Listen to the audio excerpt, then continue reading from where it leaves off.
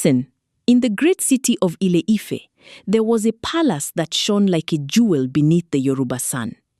Terracotta, gold, walls that held stories. And beyond those walls, a city that sang. But inside those palace walls, there was only quiet. Now here's the thing. A young king had just inherited his father's throne. His name was Oba Akinjide, smart, ambitious, and absolutely convinced he'd figured out something his father never had. He'd watched his father rule, watched how noise created confusion, how many voices meant many opinions, how many opinions meant chaos.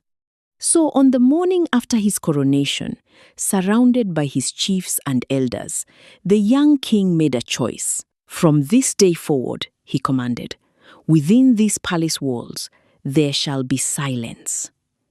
No one speaks, no questions asked, no gossip, nothing. In silence, he promised them, we will find peace. In peace, we will find the wisdom of our ancestors. The chiefs bowed, the servants nodded, the guards didn't move. At first, it worked. The courtyards were quiet, just the soft padding of feet. The throne room held the kind of peace you find in sacred groves. And the young king, he sat in his chambers, breathing deeply, convinced he'd unlocked a secret. But listen, seasons turn, and kingdoms don't stay frozen. Small mistakes became big ones. There was a royal treasurer, a man whose hands trembled with dishonesty, and in that silence, no one could stop him.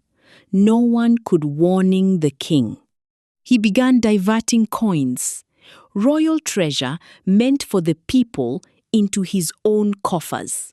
The royal stores, they began to empty. Grain that should have been overflowing was gone. Families beyond the palace walls started going hungry. But the king didn't know. He sat in his beautiful, soundless palace, believing himself at peace. The captain of the guards noticed fewer soldiers could be paid. The palace physician saw illness spreading through the city streets. The head chef watched the royal granaries hold nothing but dust. And all of them remained silent, because the king's decree was absolute. Then something worse happened. A conspiracy grew like a vine in darkness, unspoken, unseen. The treasurer and two lesser chiefs began planning how they'd slip away in the night with the remaining royal treasure. And because the palace was silent, no one noticed. No secret meetings were overheard. No whispered plans were caught. The silence had become a blanket thrown over lies. Oba Akinjide sat on his throne, his face serene, believing himself the wisest king who had ever lived. But there was one person in that palace who couldn't bear the silence anymore. Her name was Adeola. She'd worked in those walls since she was a child, carried water, swept the courtyards, and she listened. Every single day, she listened. Even though the king had forbidden speech, Adeola never forgot the ancient teaching that the tongue is the bridge between the mind and truth. On the night when the treasurer planned to flee with the royal treasure, Adeola heard the footsteps. She saw the shadows moving through the palace. She watched those dishonest hands counting stolen coins in the darkness. And she made a choice. The next morning, during the royal meeting, with all the chiefs seated in formal silence before the king, Adeola walked forward. Every eye turned. A servant, a woman, walking toward the throne, breaking the sacred silence.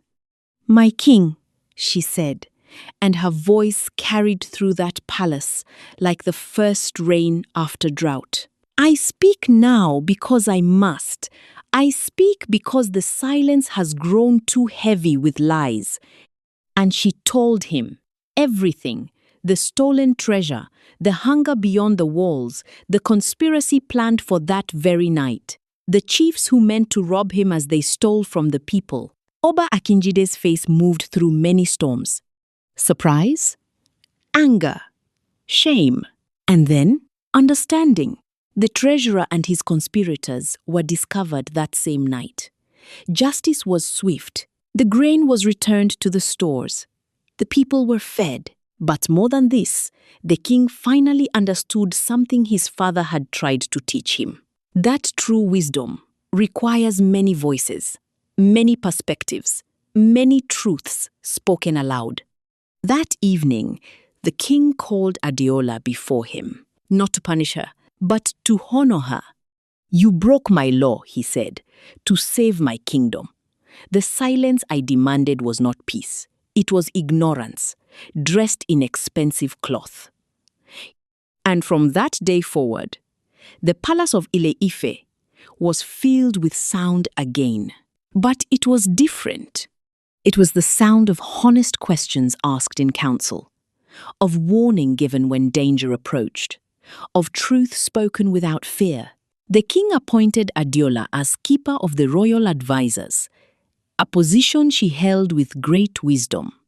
The city flourished, the markets sang louder than before, and in that palace, where once there had been only the dangerous peace of secrets, there was now the strong, true peace of a kingdom built on words spoken with courage and received with humility. For we learn from our ancestors this truth: the tongue may seem fragile, but it is stronger than stone.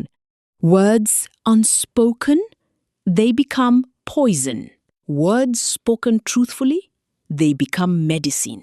A kingdom that silences truth does not find peace. It finds only the darkness that grows in closed mouths. And that is why we say, silence is not always golden. Sometimes it is only gold covering the rust of lies.